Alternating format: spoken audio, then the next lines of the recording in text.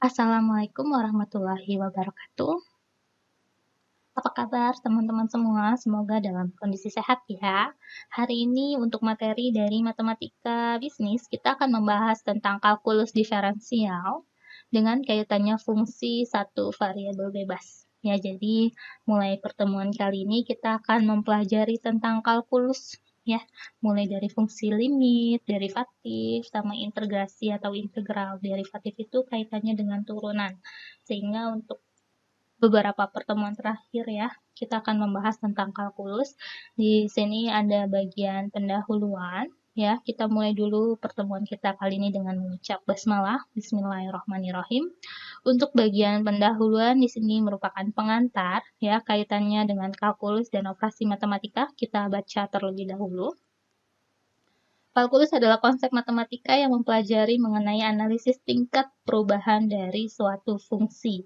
Analisis tingkat perubahan ini sangat diperlukan dalam penerapan ekonomi dan bisnis karena nilai dari variabel-variabel ekonomi dan bisnis ini setiap saat dapat berubah-ubah.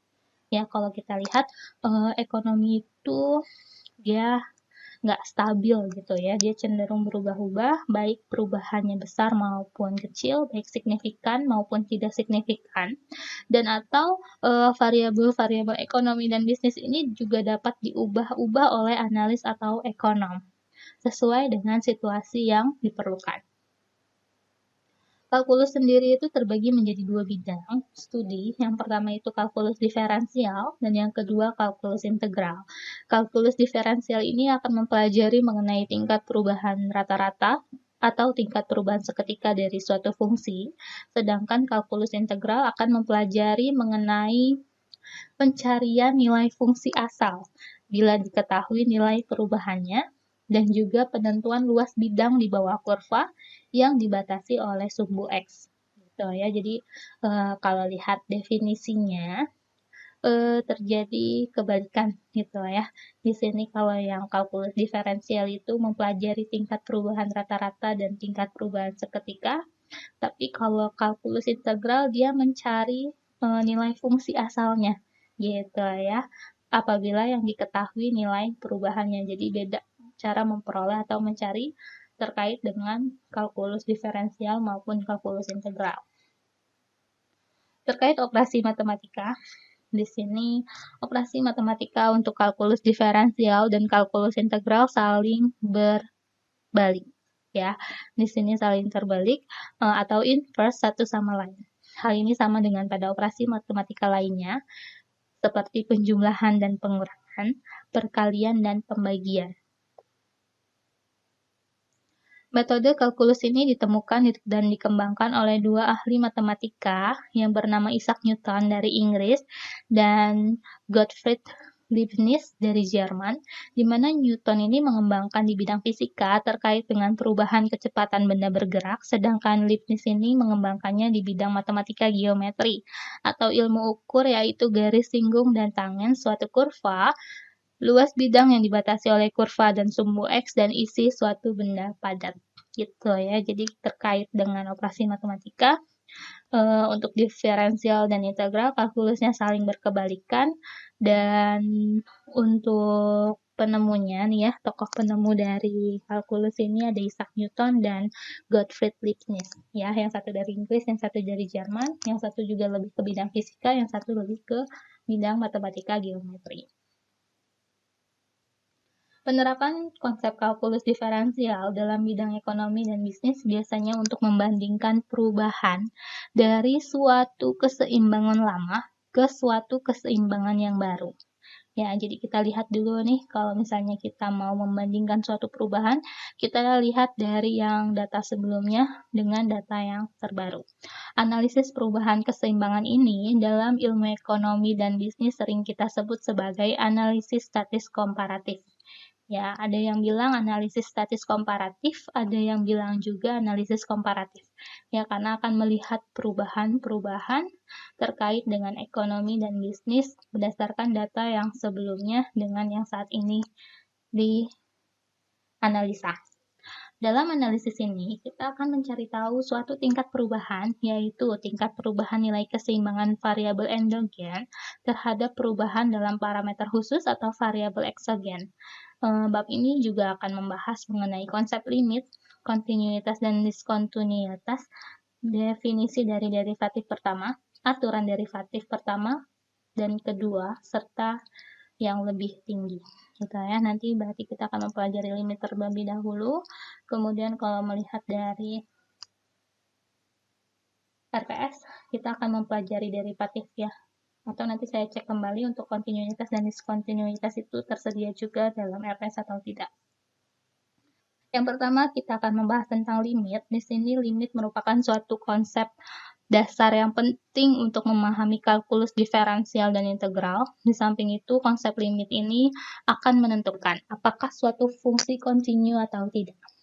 Oleh karena itu, sebelum kita mempelajari lebih lanjut tentang kalkulus diferensial dan integral, maka kita terlebih dahulu harus mempelajari dan memahami mengenai konsep limit secara baik. Kalau misalnya dibilang limit, teman-teman langsung ingat nilai yang mendekati. Ya, kalau limit kita akan mencari nilai yang mendekati. Misalnya kita mau konsep dalam penerapan ekonomi itu contohnya teman-teman misalnya, tapi jangan sampai ya, ada yang punya kartu kredit nih. Batasnya adalah 5 juta gitu ya. Kadang dibilang nih kartu kredit itu punya limit 5 juta gitu ya. Kalau misalnya udah dibilang saya sudah pakai kartu kredit ini sebesar 4.900.000 ya, berarti sudah mendekati limit. Ya, sudah mendekati limit. Kemudian kalau misalnya melebihi dari limit, boleh nggak? Gitu ya. Tapi kalau konsepnya dalam kartu kredit, tidak boleh melebihi dari limit. Atau misalnya teman-teman mau beli barang, tadi punya limitnya 5 juta, harga barangnya 5.100.000, berarti itu sudah melebihi limit. Karena limitnya itu adalah limitnya itu adalah 5 juta. Gitu ya. Nah, di sini berarti limit adalah angka-angka yang mendekati suatu angka tertentu gitu ya. Tadi 4.900.000 mendekati angka 5 juta. 5.100.000 mendekati angka 5 juta, tapi lebih besar. Yang satu lebih besar, yang satu lebih kecil gitu ya. Kemudian bagaimana limit dari suatu fungsi? Kita telah mengetahui bersama bahwa suatu fungsi itu terdiri dari dua komponen utama, yaitu variabel X dan variabel Y. Selanjutnya juga kita untuk membahas pengertian tentang konsep limit ini, dari suatu fungsi tertentunya belum cukup ya dari dua komponen variabel X dan Y sebelumnya, kita perlu memperkenalkan dua komponen konstanta. Di sini untuk limit itu ada dua komponen konstantanya, yang satu dinotasikan dengan N, yang satu dengan L. Bilangan konstanta N akan berpasangan dengan variabel bebas X, sedangkan bilangan konstanta L akan berpasangan dengan variabel terikat Y atau fungsi X. Dengan demikian, untuk mempelajari limit dari suatu fungsi harus memperhatikan 4 komponen ini, yaitu variabel bebas X, variabel terikat Y, atau fungsi dari fx, ya, konstanta N, dan konstanta L. Jika digambarkan, akan seperti ini. Ya. Dari keempat komponen ini sekarang kita sudah bisa menentukan limit dari suatu fungsi jika ada atau tidak. Sekarang misalnya terdapat fungsi Y sama dengan fungsi X dan sebuah garis X sama dengan N. Ya, seperti ditunjukkan dalam gambar 13.1. Di sini ketika L-nya itu memiliki nilai yang mendekati ya, antara L1 sama dengan L2, akan terbentuk satu titik yang bertemu di sini ya. Ini adalah nilai yang mendekati X, tetapi nilainya lebih kecil dari X ya. Dan ini adalah nilai yang mendekati X, tetapi nilai-nilainya itu lebih besar dari X gitu ya. Nanti akan ketemu satu titik di sini X sama dengan N yang menunjukkan bahwa limit itu ada gitu ya. Kemudian kita lanjut. Jika diinterpretasikan akan seperti ini. Berdasarkan gambar 13.1, apabila X mendekati N melalui nilai-nilai X yang lebih kecil daripada N, maka fungsi X akan semakin mendekati nilai tertentu. Katakanlah L1. Ya, di sini contohnya L1 nih ya. Dari yang X-nya itu memiliki nilai mendekatinya lebih kecil. Ya, berarti notasinya L1 konstantanya atau hasilnya. Kemudian, hal ini kita sebut sebagai nilai L adalah limit sisi kiri dari fungsi X dan dapat ditulis dengan notasi limit fungsi X di mana X menuju N negatif sama dengan L1 di mana tanda negatif pada X menuju N pangkat negatif ini menunjukkan nilai X lebih kecil daripada N atau nilai X dari sisi kiri N. Ya, sebaliknya, apabila X mendekati N melalui nilai-nilai X yang lebih besar daripada N, maka fungsi X akan semakin mendekati nilai tertentu. Katakanlah L2.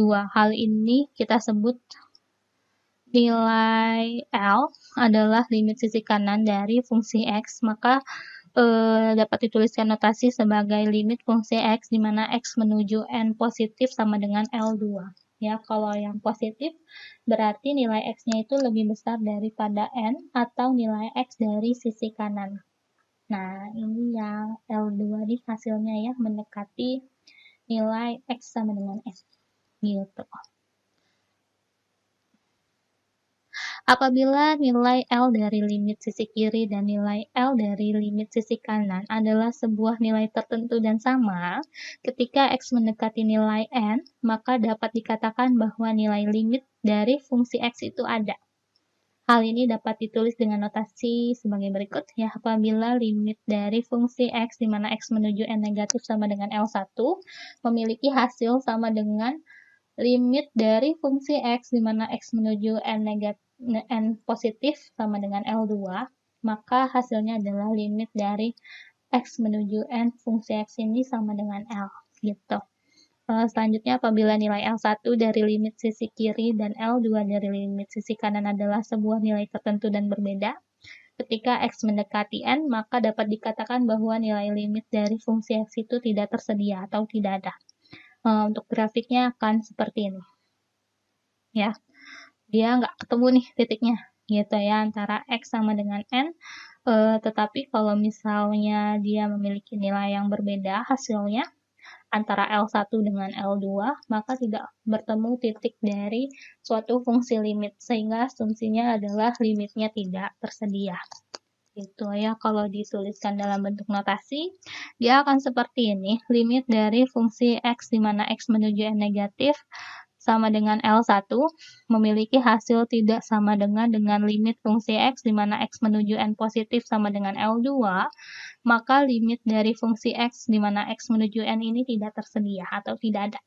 Gitu ya. Jadi tidak ada nilai limitnya.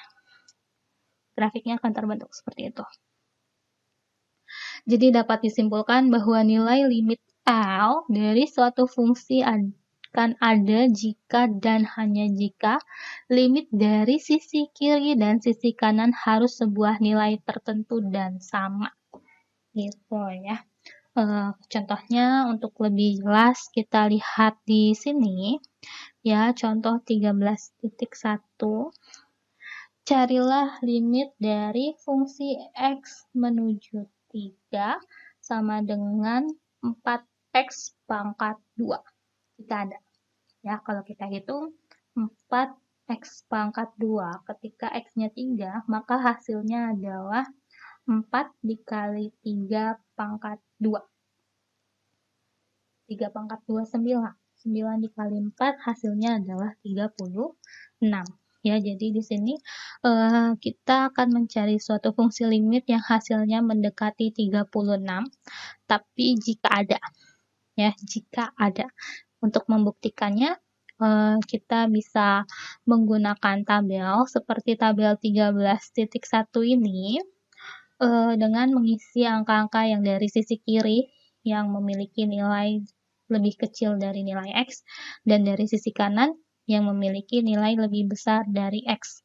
Ya, ketika kita lihat menggunakan nilai-nilai yang lebih kecil mendekati X3, di sini untuk tabel disajikan dengan menggunakan X2 ya sama dengan 2, X sama dengan 2,5, X sama dengan 2,8, X sama dengan 2,9, X sama dengan 2,95, dan X sama dengan 2,999.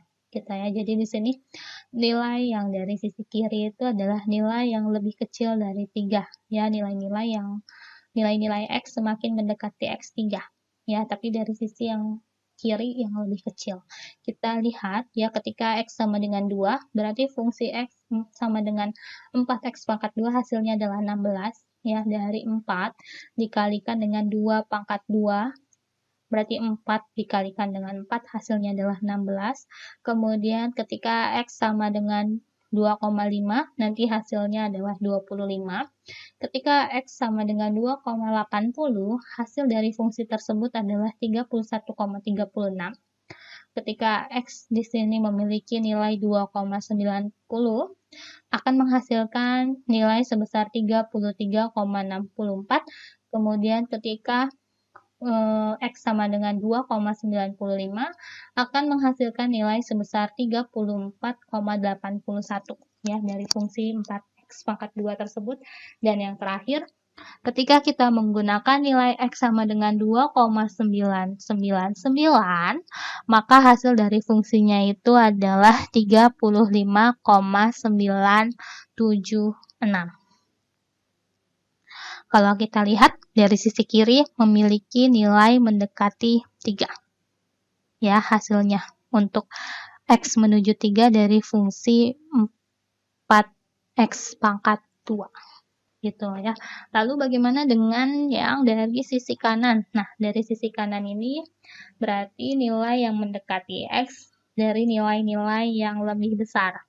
Ya, di sini diambil dari angka 4, 3,5, 3,3, 3,10, 3,05, dan 3,001. Ya, sehingga hasilnya ketika teman-teman hitung akan terbentuk hasil dari fungsi 4X pangkat 2-nya masing-masing adalah 64, 49, 40,96, 38,44, 37,21, dan yang terakhir adalah untuk X sama dengan 3,001 menghasilkan fungsi dari 4X pangkat 2 ini sebesar 36,024. Ya. Kalau kita lihat juga untuk hasilnya yang ketika dari sisi kanan ini dibentuk, ada yang mendekati nilai limit dari fungsi 4X pangkat 2 yang sebesar 36,024. Jika dibuat grafiknya, ketika tersedia yang hampir sama, ya, atau yang sama, dia akan terbentuk kurva seperti ini. Ya, di mana X sama dengan 1 akan memunculkan Y sama dengan 4, kemudian X sama dengan 2, Y-nya adalah 16, terbentuk titiknya 2,16, dan ketika di sini X-nya 3, ya, berarti Y-nya dapat hasil sebesar 36, ya, maka akan terbentuk seperti ini kurvanya. Kemudian kita lanjut lagi. Ini definisinya. Tadi kalau saya sudah jelaskan, dari sisi kiri maupun sisi kanan akan memiliki hasil yang mendekati nilai limit, ya, di mana nilai limitnya yang terbentuk dari fungsi 4X pangkat 2 adalah 36. Sedangkan kalau dilihat dari sisi kiri dan kanan, keduanya memiliki nilai hasil yang mendekati nilai 36 juga. Sehingga ketika teman-teman lihat di sini, interpretasinya adalah akan ada. Ya, di sini akan ada. Di sini saya bacakan ya, dari tabel 13.1 terlihat bahwa ketika nilai-nilai X semakin mendekati nilai 3 dari sisi kiri, di mana fungsi X akan semakin mendekati nilai 36. Ya, di sini kalau ditulis dalam bentuk fungsi berarti limit 4X pangkat 2 di mana X menuju 3 negatif. Ya, di sini ada tanda 3 negatifnya. Kemudian kalau yang dari sisi kanan berarti limit X menuju 3 positif dari 4X pangkat 2 hasilnya juga adalah 36. Gitu ya. Jadi ada yang mendekati dari limit tersebut. Kemudian untuk yang contoh kedua, di sini carilah limit dari X menuju 4 untuk fungsi X sama dengan 2 dan fungsi X sama dengan 3, ya. Dimana yang 2 ini X kurang dari 4 dan yang 3 ini X lebih dari 4, ya, jika ada. Untuk itu, kita menggunakan tabel juga, tetapi perlu diingat ketika ada fungsi seperti ini, maka hasilnya udah otomatis ini ya. Misalnya fungsi X sama dengan 2 dan fungsi X sama dengan 3, berarti hasilnya sudah ini aja gitu. Mau X-nya diganti berapapun, mereka akan tetap menghasilkan angka 2 dan angka 3 masing-masing. Di sini juga dibilang untuk menentukan apakah fungsi limit dari fungsi X menuju 4, di mana fungsi X sama dengan 2, X kurang dari 4, dan fungsi X adalah 3, di mana X lebih dari 4, ada atau tidak, sebaiknya menggunakan tabel yang berisikan nilai-nilai X yang mendekati 4. Sebaliknya dari sisi kiri maupun sisi kanan. Nah, kita buktikan dari sisi kiri. Di sini kita lihat ya, diambil dari angka 3, 3,5, 3,8, 3,9, 3,95 dan 3,999 ya untuk nilai X-nya. Ingat dari fungsi X sama dengan 2, berapapun nilai X-nya akan menghasilkan angka 2. Jadi kita tulis semuanya angka 2. Gitu. Dan yang berikutnya adalah nilai-nilai X semakin mendekati X sama dengan 4 dari sisi kanan. Di sini diambil dari X sama dengan 5, 4,5, 4,3, 4,10, 4,05, dan 4,01. Dari fungsi X sama dengan 3, ya, di sini akan menghasilkan nilai yang semuanya adalah 3. Gitu ya, karena kalau kita lihat di sini fungsi X sama dengan 2, di mana X itu kurang dari 4, ya, berarti di sini kita tulis angkanya yang kurang dari 4. Kemudian yang kedua itu fungsi X sama dengan 3, di mana X-nya itu lebih dari 4. Gitu ya, jadi di sini kita tulis angka X-nya itu yang lebih dari 4, tapi hasilnya adalah 3. Ya. Berikutnya dari tabel 13.2 terlihat bahwa ketika nilai-nilai X semakin mendekati nilai 4 dari sisi kiri, nilai fungsi X mendekati nilai 2. Ya, atau di sini teman-teman bisa tulis limit X menuju 4 negatif sama dengan 2. Kemudian, dan ketika nilai-nilai X semakin mendekati nilai 4 dari sisi kanan, nilai fungsi X hanya mendekati nilai 3, di mana kamu tulis limit fungsi dari X menuju 4 positif sama dengan 3. Sehingga kalau kita lihat, dia tidak akan membentuk suatu limit ya, sehingga dapat disimpulkan tidak ada limit di sini. Gambar grafiknya akan seperti ini ya, jadi nggak ketemu satu titik seperti yang di awal tadi gitu, karena masing-masing menghasilkan nilai yang berbeda. Nah, di sini mungkin yang sedikit baru ya teman-teman ketahui terkait dengan dalil-dalil limit. Limit itu terdiri dari beberapa dalil. Yang pertama, di sini ada limit dari fungsi konstanta. Jika fungsi X sama dengan K, di mana K adalah bilangan nyata, maka fungsi limitnya adalah limit X menuju NK sama dengan K. Ya, jadi kalau dicontohkan fungsi X sama dengan 13, ya, maka limit dari contoh asumsikanlah X-nya adalah 5. Ya, di sini berarti limit X menuju 5, 13 sama dengan 13. Ya, atau misalnya kita ganti nih X-nya 4, ya berarti limit 13 dari X menuju 4 sama dengan 13 juga hasilnya gitu ya. Jadi disesuaikan dengan nilai K-nya. Kemudian ada dua contoh. Di sini jika fungsi X sama dengan 6, maka nilainya contoh ya ketika limit X di mana di sini X-nya itu memiliki nilai menuju min 2 ya dengan konstantanya 6, maka hasilnya adalah 6. Ya, jadi di sini dalil yang pertama, kamu hanya melihat pada nilai konstantanya saja. Berapapun nilai n-nya, ya, dia tidak akan berpengaruh ketika sudah memiliki konstanta. Yang kedua, Kaitannya adalah dengan nilai limit dari sebuah fungsi yang dipangkatkan dengan bilangan positif adalah limit dari fungsi itu dipangkatkan dengan bilangan bulat positif itu sendiri. Nah, jika fungsi x pangkat n, ya, di mana n adalah bilangan bulat positif, maka akan menjadi di sini limit dari fungsi x pangkat n, di mana x menuju n sama dengan fungsi n besar, ya, pangkat n kecil. Ya, disesuaikan. Kita langsung lihat contohnya untuk lebih jelas. Nah, di sini ya contohnya ada dua juga. Di sini untuk limit x pangkat 3, di mana nilai x itu menuju 2, maka limitnya adalah limitnya tetap ditulis ya, limit x pangkat 3, di mana x-nya menuju 2-nya juga tetap ditulis, maka kamu langsung masukkan ya. X-nya tadi 2 kan, berarti ditulis 2 pangkat 3, hasilnya adalah 8 gitu. Kemudian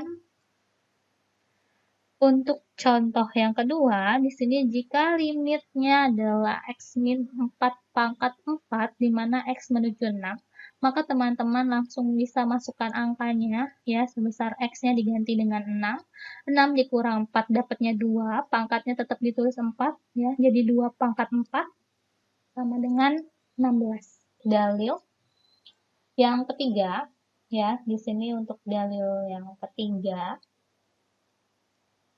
limit dari suatu konstanta kali dengan sebuah fungsi adalah konstanta itu kali dengan limit dari fungsi itu.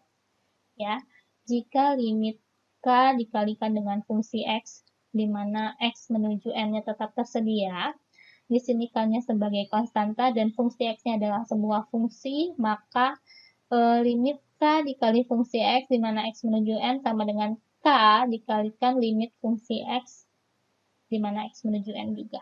Nah, contohnya, jika limit fungsi dari x menuju 7 sama dengan 6x pangkat 2, maka kamu bisa langsung masukkan 6, x-nya diganti dengan 7, dipangkat 2 kan, kemudian 6 dikali hasilnya 49, sehingga hasil yang terbentuk adalah 294. Gitu ya, jadi cukup sederhana untuk aplikasi dari fungsi limit ini. Berikutnya kita masuk ke dalil 4. Limit penjumlahan atau pengurangan dari dua atau lebih fungsi adalah penjumlahan atau pengurangan dari setiap limit-limit itu. Ya, kalau kita lihat contohnya di sini untuk lebih mudah langsung masuk ke contohnya saja ya. Jika limit fungsi dari x menuju 5 sama dengan x pangkat 2 ditambah 2x, maka teman-teman bisa langsung masukkan seperti biasa saja gitu ya. Limit x pangkat 2 ya, di mana x menuju 5-nya tetap ditulis di bawahnya, ditambah dengan limit 2x ya, di mana x menuju 5-nya juga tetap ditulis gitu ya. Jadi dipisah seperti ini. Ya, ketika x pangkat 2 berarti 5 pangkat 2 hasilnya adalah 25. 2x berarti 2 dikali 5. 2 dikali 5 hasilnya adalah 10. Maka 25 ditambah 10 adalah 35. Dan yang kedua contohnya juga cara perhitungannya adalah sama meskipun dalam bentuk pengurangan. Di sini limit dari fungsi x sama dengan x pangkat 2 dikurang 4x. Di mana x-nya itu memiliki nilai menuju 6, maka limitnya kamu tulis dipisahkan terlebih dahulu, limit x pangkat 2 dikurang dengan limit 4x. Ya, x menuju 6-nya kamu tetap tulis sama dengan x pangkat 2 berarti 6 pangkat 2 hasilnya 36. 4x, 4 dikalikan dengan 6 hasilnya adalah 24. 36 dikurang 24 hasilnya 12. Selanjutnya ada dalil kelima. Di sini limit hasil perkalian dari dua fungsi adalah hasil perkalian dari limit itu. Nah, kalau misalnya ada fungsi x dan fungsi dari gx, nanti ketika dikalikan hasilnya adalah dari perkalian kedua fungsi itu sendiri. Nah, contohnya di sini jika limit dari fungsi x di mana x menuju 3 sama dengan limit x ditambah 3 dikali dengan x dikurang 2. Maka teman-teman bisa tulis terlebih dahulu limit X ditambah 3, di mana X menuju 3-nya tetap ditulis di bawahnya, dikalikan dengan limit dari X min 2, dengan menuliskan kembali X menuju 3-nya. Sehingga kalau teman-teman ganti nih, X-nya yang dari fungsi X ditambah 3, berarti 3 ditambah 3 hasilnya adalah 6, kemudian limit dari X min 2, berarti 3 dikurang 2 adalah 1, sehingga hasilnya adalah 6. Ya, karena 6 dikali 1, 6. Selanjutnya masih ada dalil yang keenam terkait dengan limit hasil bagi dari dua fungsi adalah hasil bagi dari limit itu sendiri. Ya, kalau misalnya hasil pembagian, ya, nanti akan menghasilkan hasil pembagian dari kedua limit itu sendiri. Nah, contohnya di sini, ketika teman-teman lihat ada limit dari X menuju 4, ya, di sini ada X pangkat 2 ditambah 6 dibagi dengan X dikurangi 2. Sehingga limitnya adalah limit X menuju 4-nya ditulis. Di sini fungsinya adalah X pangkat 2 ditambah 6, kemudian dibagi dengan limit menuju X menuju 4 dengan fungsinya X min 2. Tetap ditulis lagi, ya, dipisahkan. X pangkat 2 berarti 4 pangkat 2, 16 ditambah 6, hasilnya 22, kemudian X dikurang 2, berarti 4 dikurang 2, hasilnya 2. Sehingga kalau misalnya pembagian, kita bisa langsung bagi nih, ya, 22 dibagi 2, hasilnya adalah 11. Ya, begitu. Jadi untuk selanjutnya, masih ada lagi nih dalilnya, kalau nggak salah ada 8 deh. Di sini untuk dalil limitnya, yang ketujuh terkait dengan limit dari fungsi polinomial. Ya, kalau fungsi polinomial terdiri dari suatu fungsi yang dikombinasikan, ya, ada konstanta, ada perkalian, ada pembagian, dan seterusnya. Di mana di sini untuk nilai A-nya dibilang adalah konstanta bilangan nyata dan K adalah bilangan bulat positif nih, K. Kita langsung masuk ke contohnya. Ketika ada fungsi limit X menuju 3 sama dengan X pangkat 3 ditambah 4X pangkat 2 ditambah 5X ditambah 7. Maka di sini kamu harus memisahkannya satu persatu dengan menuliskan limitnya. Ya, tadi limitnya X menuju 3, berarti semuanya ditambahkan dengan kata limit X menuju 3. Yang pertama X pangkat 3, 4 limit X pangkat 2, kemudian ditambah 5 limit X, ditambah dengan limit 7. Ya, untuk perhitungannya seperti kita biasa menghitung. Ketika X pangkat 3, berarti 3 pangkat 3, kemudian 4 limit X pangkat 2. Berarti 4 dikalikan dengan X-nya 3 pangkat 2, kemudian 5 limit X, berarti 5 dikalikan dengan 3, ditambah dengan 7. Ya, karena tidak ada unsur X-nya. Berarti 27 ditambah 36 ditambah 15 ditambah 7, hasilnya adalah 85.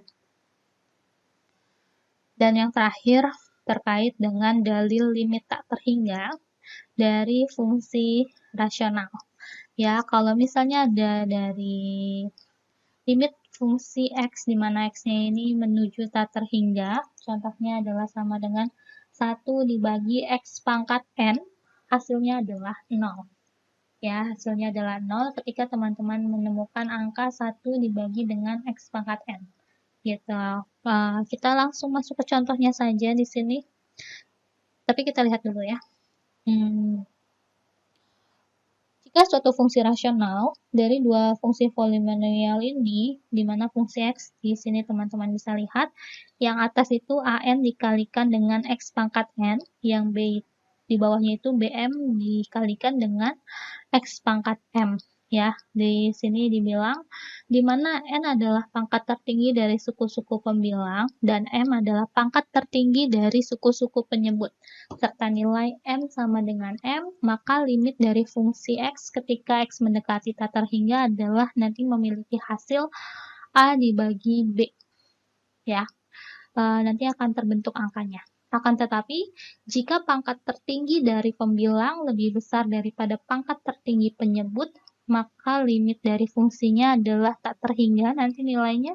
Dan di sini ada catatan ya untuk fungsi dari dalil limit yang mendekati tak terhingga. Di sini ada 3 catatan untuk teman-teman semua. Ketika pangkat tertinggi dari pembilang lebih kecil daripada pangkat tertinggi dari penyebut, n kurang dari m, maka nilai limitnya adalah 0.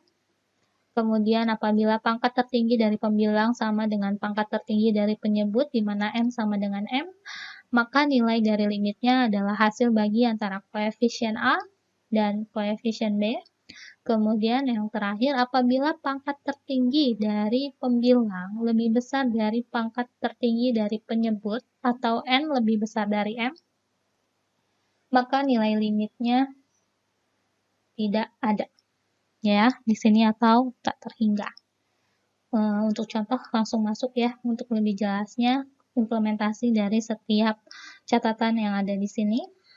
Kita lihat contoh pertama, carilah limit dari fungsi x menuju tak terhingga, sama dengan 1 dibagi x pangkat 2. Berarti ketika dibilang 1 dibagi x pangkat 2 dengan nilai x tak terhingga, maka teman-teman bisa langsung ganti sama dengan 1 dibagi tak terhingga, hasilnya adalah 0. Gitu ya. Mau x-nya pangkat 3, mau x-nya pangkat 5, jika bentuknya seperti ini, dia hasilnya adalah 0. Yang kedua, carilah nilai limit dari fungsi x tak terhingga ini jika sama dengan 3x ditambah 2 dibagi dengan 2x ditambah 3. Di sini, kalau kita perhatikan, pangkat tertinggi dari pembilang dan penyebut berbeda. Ya, pangkat tertinggi dari pembilang dan penyebut berbeda, di mana pangkat penyebut itu lebih tinggi daripada pangkat pembilang. Berarti M lebih besar dari N, sehingga nilainya adalah 0. Ya, di sini ketika M lebih besar dari N, ya, dia limitnya adalah 0. Ya, terbukti ya. Kita perhatikan dulu. Ini yang digunakan adalah sebagai penyebutnya nilai X ya. Jadi limit 3 ditambah 2 dibagi dengan X, kemudian dibagi dengan limit 2X ditambah 3 dibagi dengan X. Karena di sini kenapa X-nya ada? Karena di sininya X pangkat 2 ya, jadi di sininya 1, di sininya juga 1. Beda dengan yang 3X. Ya, yang 3X dia langsung berubah jadi 3, ya, karena X-nya turun ke 2 dibagi X, gitu. Kemudian hasilnya adalah 3 ditambah 0 dibagi dengan tak terhingga ditambah 0, sama dengan 3 dibagi dengan tak terhingga, sehingga hasilnya adalah 0.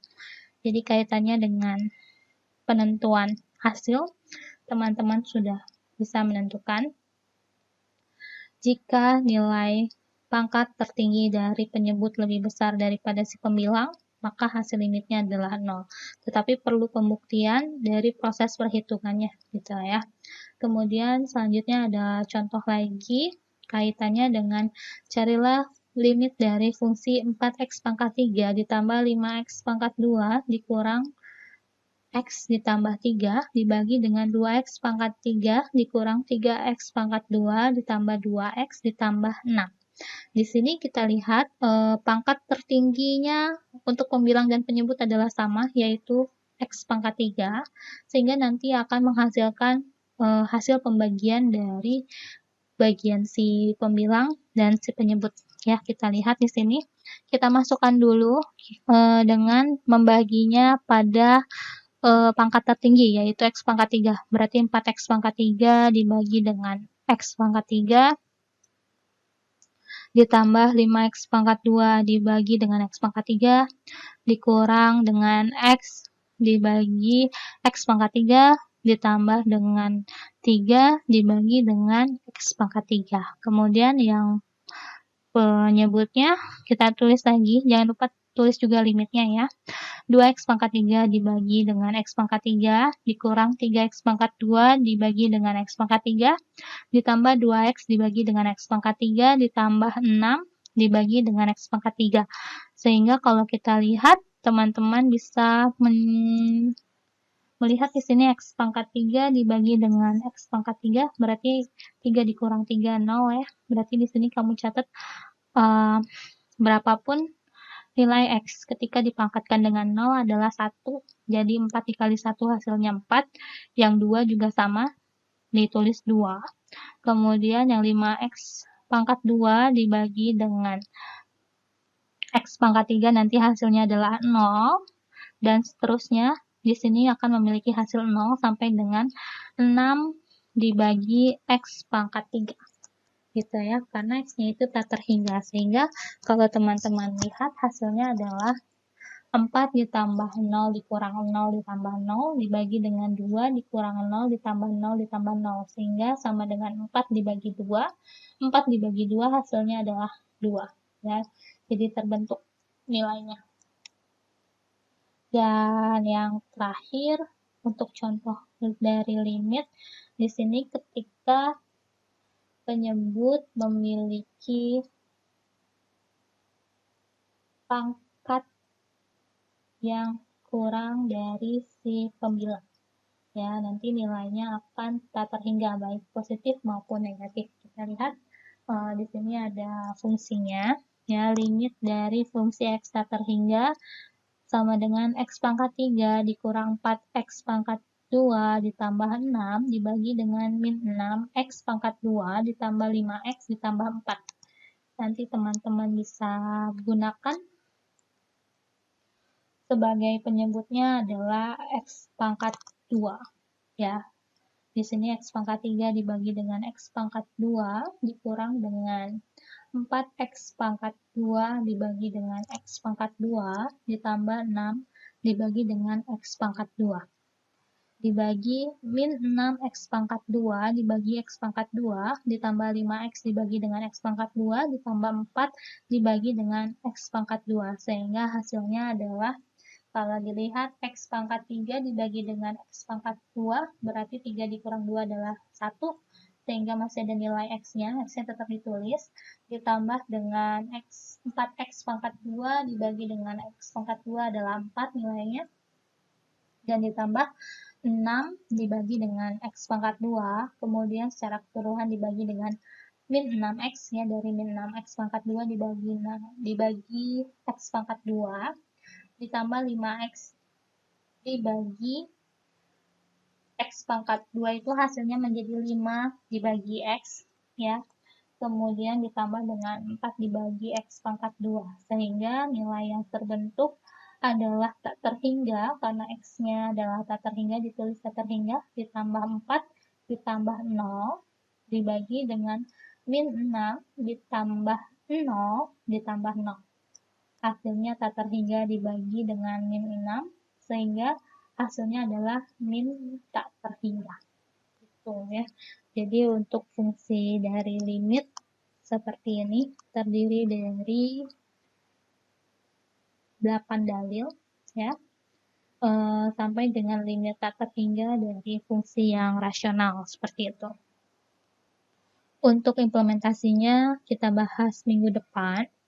Kemudian untuk pertanyaannya kita diskusikan juga minggu depan ya. Silakan teman-teman simak dulu materinya. Lalu catat buat ringkasan pada poin mana saja yang ingin ditanyakan, kita diskusikan minggu depan. Untuk hari ini cukup melalui video pembelajaran saja karena kita semua sedang melaksanakan pilkada ya. Semoga sesuai dengan hati nurani teman-teman semua. Untuk kepala daerah yang terpilih pun semoga mendapatkan ilmu yang cukup untuk menjalankan pemerintahan sesuai dengan Pancasila gitu ya, karena kaitannya dengan dasar negara kita Pancasila, kemudian Undang-Undang Dasar 1945. Semoga amanah dalam menjalankan tugasnya. Cukup kita akhiri pertemuan kali ini dengan mengucap hamdalah. Alhamdulillahirabbil alamin. Wassalamualaikum warahmatullahi wabarakatuh.